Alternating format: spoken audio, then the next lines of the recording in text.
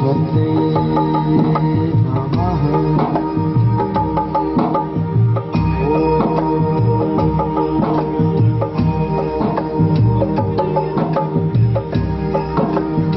श्री सद्गुरु चरण कमलेभ्यो नमः।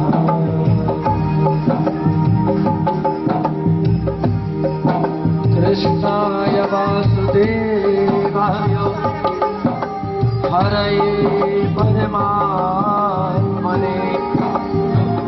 प्रणतः क्लेशनाशाय श्रीगोविन्दाय नमः। वंशी विभूषितकरान् नवनीतावान्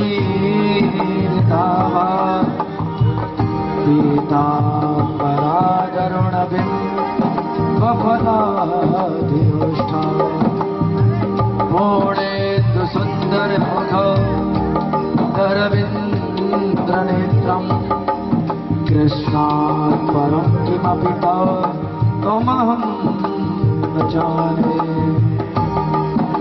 नारायणं नमस्कृत्य नरं चैव नरोत्तमम् देवीं सरस्वतीं व्यासं ततो जयमुदीरये।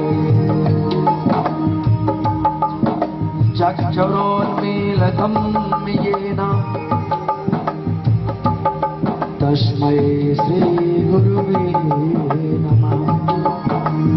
सीतानाथसमारम्भां नाथयामामि मध्यमाम् अस्मदाचार्यपर्यन्तां वन्दे गुरुपरम्पराम्।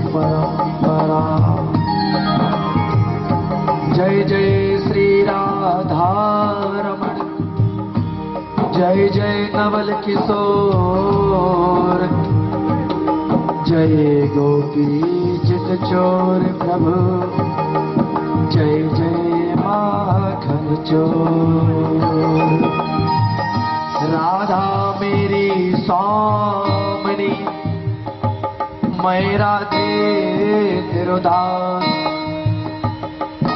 जन्म जन्म मोहि दीजियो श्री वृंदावन को वास। नमस्कार गणराज को नमन सारथी मां नमस्कार श्री गुरु चरण अब लाज तुम्हारे हाथ।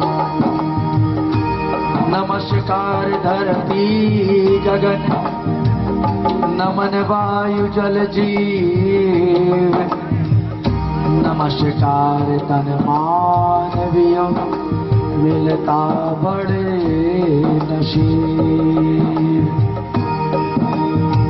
जाकी सेवा भाव से ऋणी भय श्री राम ऐसे हनुमत लाल को मेरा बारंबार प्रणाम मेरा कोटि कोटि प्रणाम। अजगर करे न चाकरी पंछी करे न काम अजगर करे न चाकरी पंछी करे न काम। दास मलूखा कहे गए सबके दाता राम दास मलूखा कहे गए सबके दाता राम। राम झरूखा बैठ के सबका मुजरा ले राम झरूखा बैठ के सबका मुजरा ले। जाकी जैसी चाकरी ताको तैसो बे ताकी जैसी चाकरी ताको तैसो बे। आए हो बड़े प्रेम से आए हो बड़े प्रेम से लो हरि का नाम। आप सभी भक्तों को उदय कृष्ण की जय जय राधे श्याम। आप सभी भक्तों को उदय कृष्ण की जय जय राधे श्याम। आप सभी भक्तों को उदय कृष्ण की जय जय सीताराम। बोली वृंदावन बिहारी लाल की, कृष्ण कन्हैया लाल की, वृंदावन बिहारी लाल की जय हो। श्रीमद् भागवत महापुराण की जय हो। अपने अपने माता पिता की जय हो। अपने अपने गुरु गोविंद भगवान की जय हो। परम मंगलमय परात्पर अकारण करुणा वरुणालय भक्त वांछा कल्पतरु पीतांबरधारी भगवान नंद नंदन यशोदानंद भगवान श्री कृष्ण की वांगमय प्रतिमूर्ति श्रीमद् भागवत महापुराण में विराजमान युगल छवि को मेरा बारंबार प्रणाम। वृंदावन की कुंज गलिन में विराजमान श्री बाके बिहारी सरकार सहित राधा रानी को मेरा साष्टांग प्रणाम। समुपस्थित मंच की शोभा को अलंकित कर रहे सुधाम वृंदावन से पधारे समस्त विद्वद्गण आचार्यगण, आदरणीय आचार्य श्री विवेक शुक्ला जी, आदरणीय श्री हिमांशु चतुर्वेदी जी, आपके मन मंदिर में ईश्वर का दर्शन करते हुए दास उस युगल छवि को बारंबार प्रणाम करता है। और जबलपुर संस्कार धानी की इस पावन धरा पर मां नर्मदा की पावन अविचल गोंद पर आए हुए समस्त आचार्य गणों का रघुवंशी परिवार की ओर से मैं हार्दिक हार्दिक स्वागत वंदन अभिनंदन करता हूं। मंच की ही शोभा को अलंकित कर रहे भजनों के सम्राट आदरणीय सपना राज जी और कीबोर्ड में अपनी प्रस्तुति दे रहे मनीष दुबे जी, पैड पर अपनी प्रस्तुति दे रहे अनिल जी, आदित्य जी, और ढोलक पर मनमोहक प्रस्तुति दे रहे हमारे सत्यार्थ जी। आपके भी मन मंदिर में ईश्वर का दर्शन करते हुए ये दास इस युगल छवि को प्रणाम करता है और आपके उज्जवल भविष्य की कामना करता है। आपको बता देना चाहता हूं, ये जो मंगलमयी कथा को आप श्रवण कर रहे हैं, श्रीमद् भागवत कथा को परम आदरणीय स्वर्गीय श्री गुलाब सिंह रघुवंशी जी की एवं समस्त पूर्वजों के कल्याणार्थ हेतु आयोजित संगीतमय श्रीमद् भागवत महापुराण की प्रथम दिवस आप और हम यहाँ इस कथा पंडाल में बैठ करके अमृतमयी रसमयी कथा का रसास्वादन कर रहे हैं, जिसमें मुख्य यजमान बनकर के श्रीमती हरिबाई रघुवंशी जी,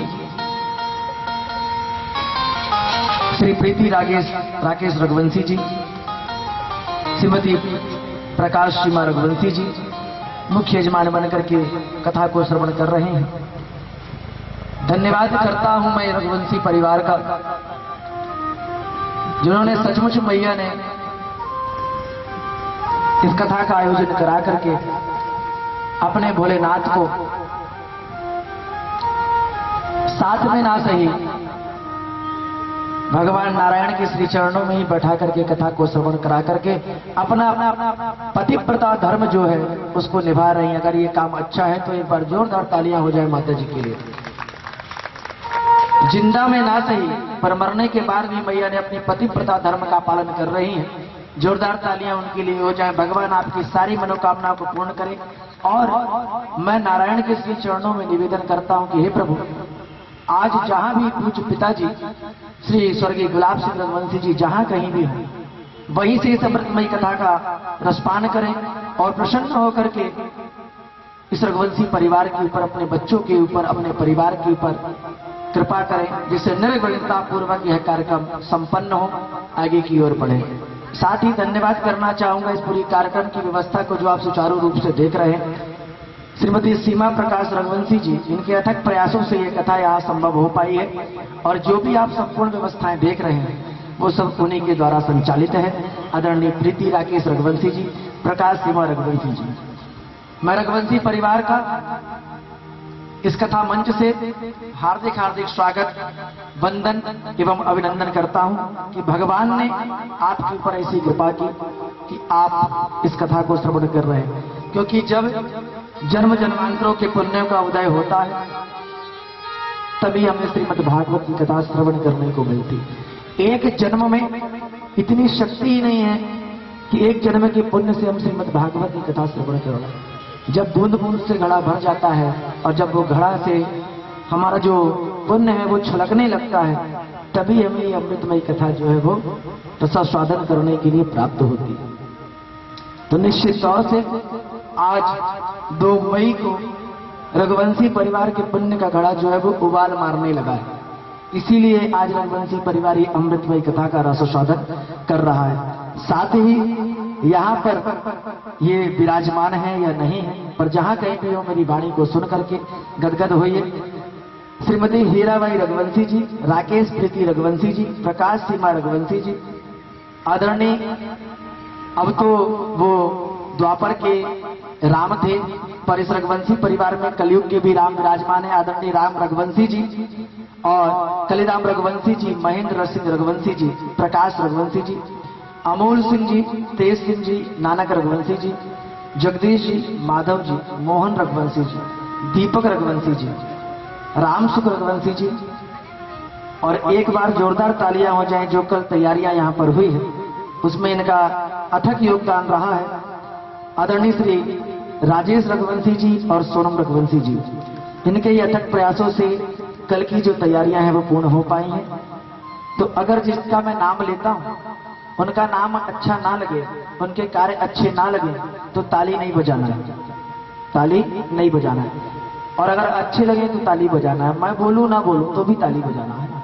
कुछ कथा के नियम होते हैं जो मैं आपको कथा श्रवण से पहले बता देता हूं, है ना। जयकारा आपको ही बोलना है, ठीक है, जयकारा आपको ही बोलना है। कथा पंडाल में जब तक रहेंगे जब तक आपको श्रोता बन करके रहना है। क्या बन करके रहना है? श्रोता। ये श्रोता कौन है? आप लोग कौन है? श्रोता।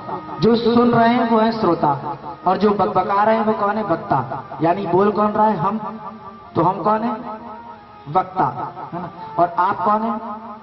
श्रोता। कौन है? श्रोता। तो अगर आप लोग आपस में चर्चा करते हैं कथा के दौरान तो आप श्रोता नहीं रह जाएंगे, आप सरौता बन जाएंगे। सरौता चाहे घर पर हो, पान की दुकान में हो, कहीं भी वो चलता ही रहता है। या तो सुपारी उससे कटेगी या तो पान के पत्ते उससे कटेंगे, है ना, या एन प्रकार है किसी भी प्रकार से वो उपयोग में लाया जाएगा। तो जो श्रोता होता है वो सुनता है और जो सरौता होता है वो कहीं भी रहेगा, चलता ही रहेगा। तो आपसे मेरा निवेदन है कि 7 दिन तक आप श्रोता बनकर के यहाँ पर विराजमान होइए, सरौता बनने का प्रयास ना करिए, है ना। और कथा के बीच में किसी भी प्रकार का आपके मन में, मेरे कथा सुनाने से किसी भी प्रकार का आपके मन में प्रश्न उठता है तो आरती से प्रथम जो सायंकालीन आरती होगी उस आरती के प्रथम 10 मिनट का समय दिया जाएगा। जिस भी व्यक्ति विशेष को प्रश्न उत्तरी करना है वो अपने हाथ को ऊपर कर सकता है। हर एक भक्त के प्रश्नों का उत्तर दिया जाएगा यहाँ से, है ना। प्रश्न आपके और उत्तर इस व्यासपीठ के, ठीक है। सनातन धर्म से संबंधित ही प्रश्न होना चाहिए, धर्म और कर्म से संबंधित ही वो प्रश्न होना चाहिए जो आप प्रश्न करेंगे। और एक दिन में 5 ही व्यक्ति उस प्रश्न को कर सकता है, 6वां व्यक्ति कोई भी प्रश्न नहीं करेगा। 10 मिनट में 5 ही भक्तों के उत्तरों को दिया जाएगा। तो जो भी प्रश्न कथा के दौरान उठता है, हमारी कथा में आप कथा श्रवण कर रहे हैं, कथा समझ में नहीं आ रही है, कोई प्रश्न वहां पर जागृत होता है आपके मन में, तो उस प्रश्न को आप तुरंत पूछने का प्रयास ना करें, उस प्रश्न को रोक करके रखें। और कथा के समय जो आरती होगी, विश्राम आरती, उस समय आपको 10 मिनट का समय दिया जाएगा। तो उस समय आप उस कथा को श्रवण करेंगे। यहाँ पर आए हुए समस्त भक्तों का मैं हार्दिक हार्दिक स्वागत, वंदन, अभिनंदन करता हूँ। हमने बहुत सारी चर्चा और परिचर्चा की है, तो आइए हम कथा में प्रवेश करने के पहले मन और वाणी को पवित्र कर लेते हैं और उसके बाद कथा में प्रवेश करते हैं। मन और वाणी को पवित्र करने के लिए क्या करना होगा हमें? कलयुग में अगर भगवान को पाना है तो क्या करना पड़ेगा? भजन करना पड़ेगा। क्या करना पड़ेगा? भजन करना पड़ेगा, है ना। तो आइए हम अपनी मन और वाणी को पवित्र करते हुए कथा में प्रवेश करना है। सभी लोग ताली की सेवा देते हुए, और क्या कहना है कि 7 दिन तक यही आपका सूत्र है, जिसमें भजन को भी गाऊंगा, उस भजन को मन और वाणी को पवित्र करते हैं उस भजन से। और यही सूत्र है 7 दिन की कथा का, कि किसी भी हालत में रहना है आपको, पर हमारे राधा रमण को भूल जाना है? कुछ लोग मुंडी ला रहे हैं कि आप सही बोल रहे हैं महाराज जी, भूल जाना है।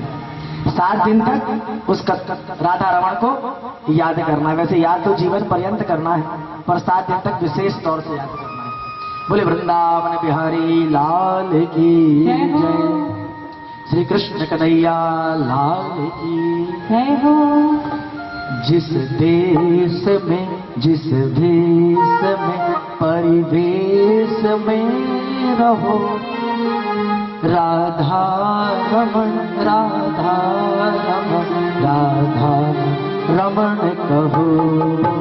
जिस देश में, जिस वेश में, परिवेश में रहो, राधा रमण, राधा रमण, राधा रमण कहो। जिस देश में, जिस वेश में, परिवेश में रहो, राधा रमण, राधा रमण, राधा रमण कहो। मीठी मीठी तालियां बजाओ सभी लोग, तालियों की सेवाएं ले रहे सभी लोग। हरि बोल।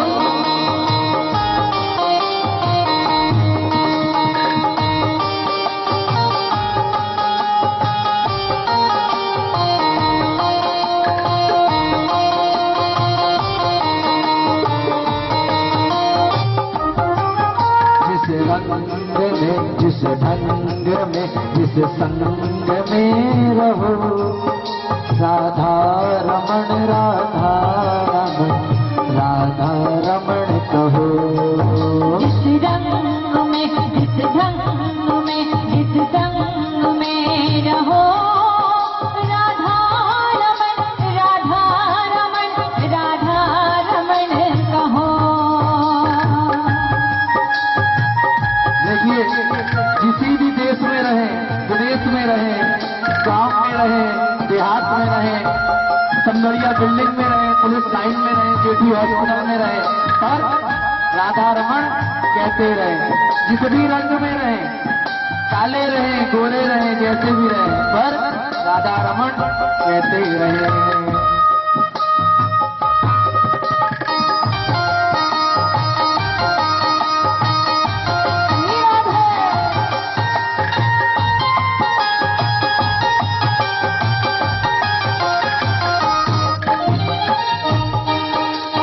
जिस रोग में, जिस भोग में, जिस योग में रहो, राधा रमण, राधा रमण, राधा रमण कहो।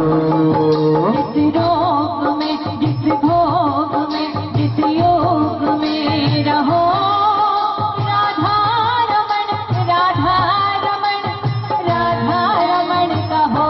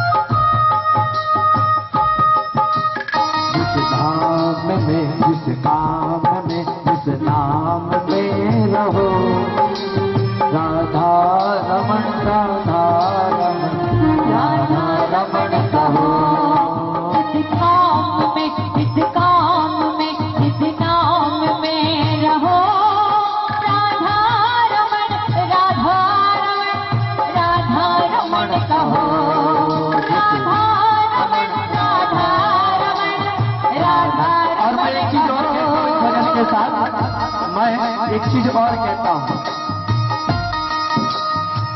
भजन करो मस्त जवानी में, बुढ़ापा किसने देखा है। भजन करो मस्त जवानी में, बुढ़ापा किसने देखा है। भजन करो मस्त जवानी में, बुढ़ापा किसने देखा है। भजन करो मस्त जवानी में, बुढ़ापा किसने देखा है। ऐसा मैं क्यों कह रहा हूं आपको मालूम है?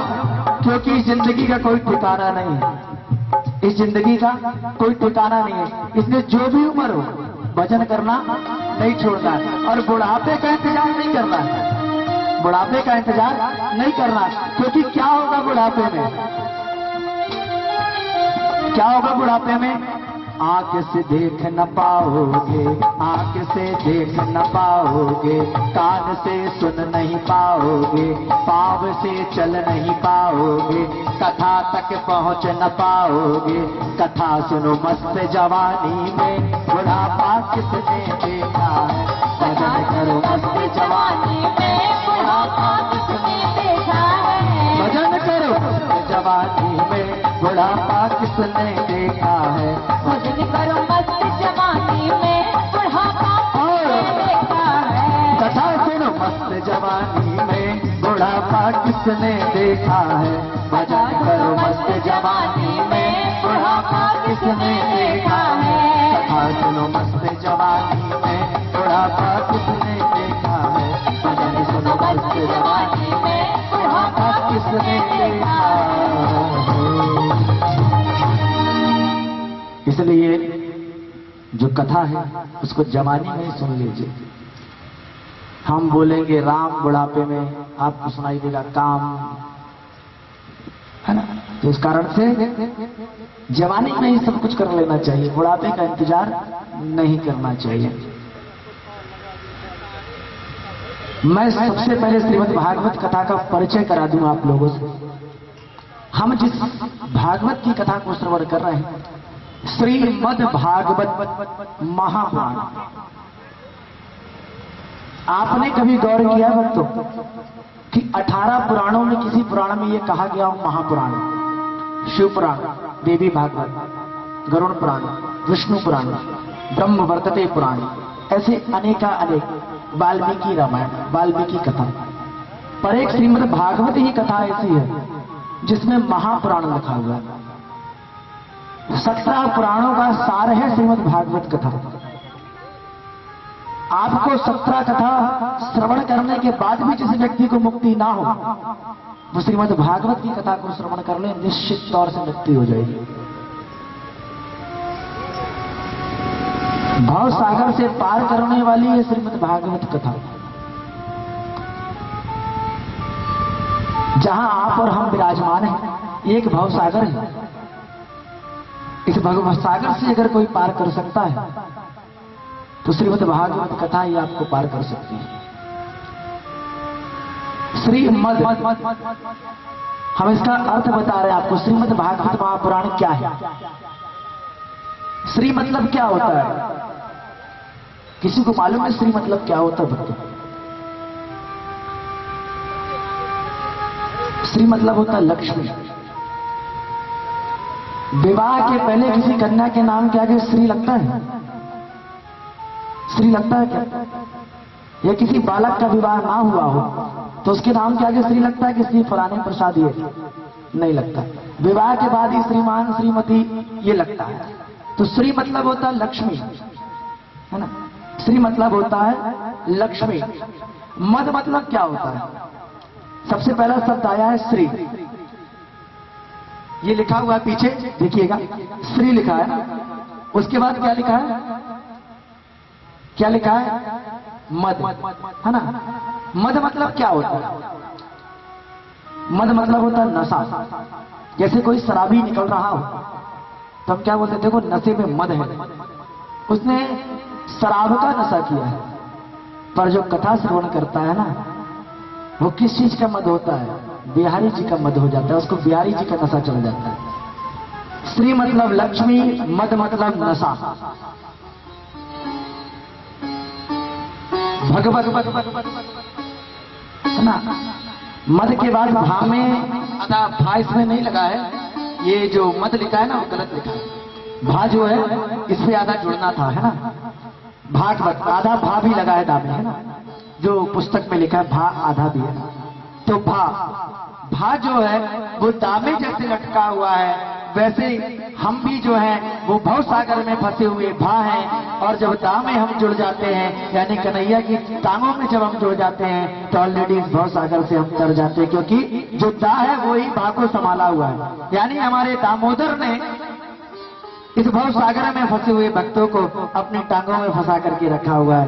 वही श्रीमद् भागवत है जो इस भव सागर से पार करके ऐसे महापुराण को हम श्रवण कर रहे हैं जिसका कोई अंत ना हो। और एक प्रश्न और उठता है कि महाराज जी इस पे तो राधा जी का नाम ही कहीं नहीं दिया है। राधा जी का नाम कहीं नहीं दिया है। श्रीमद् भागवत महापुराण में सबसे पहले राधा जी का नाम दिया है। भाई घर की लक्ष्मी कौन? पत्नी। घर की लक्ष्मी कौन? पत्नी। तो जो स्त्री है ना वो राधा जी ही है, क्योंकि भागवत जी में लक्ष्मी स्वरूपा कौन है?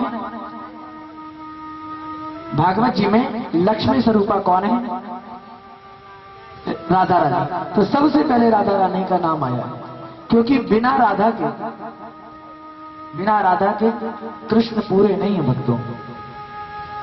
ये सबसे पहले तो इसलिए जिसको श्रीमद् भागवत की कथा श्रवण करना हो, भगवान का नशा करना हो, तो उसे श्रीमद् भागवत महापुराण की कथा को श्रवण करना चाहिए, जिस भव सागर से पार करने वाली है। मेरा यहाँ उपस्थित समस्त भक्तों से निवेदन है कि अपनी जो चरण पादुका है वो इस पंडाल के अंदर लाने का कष्ट ना करें। ये एक यज्ञशाला बन चुका है 7 दिन के लिए, और जो भी पदार्थों का सेवन यहाँ पर हमारे टेंट विभाग हो, साउंड विभाग हो, या जो भी कार्य करने वाले यहाँ कार्यकर्ता है, जो भी सेवन कर रहे हैं वो सेवन इस पंडाल के बाहर करके आए। और चरण पादुका सभी की जो गेट बना हुआ है उस गेट के बाहर हो, इसका विशेष ध्यान रखें। एक छोटी सी गलती से आपको बहुत बड़ा कष्ट भुगतना पड़ सकता है। तो अभी 7 दिन तक कर फूक फूक करके कदम जो है वो रखना है। दूसरा विषय, मैं यजमान परिवार से कहना चाहूंगा कि आज जो भी कमियां रह गई हैं, है ना, प्रथम दिवस कमियां होती हैं, विलंब होता है, हम सभी के संयोग से ये कार्यक्रम पूर्ण हो पा रहा है। तो आज जो भी कमियां हैं, है ना, क्योंकि जिस दिन आप और हम पैदा हुए थे उसी दिन पूरे पूर्ण नहीं हो गए थे, कृत अभ्यास थे।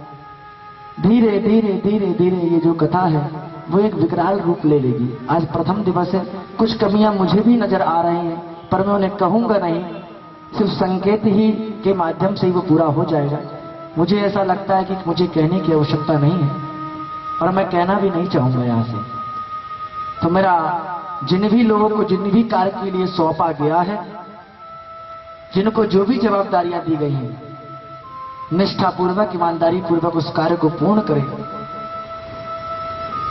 ये कार्यक्रम रघुवंशी परिवार का नहीं है, ये कार्यक्रम आप और हम सभी का है, और इसके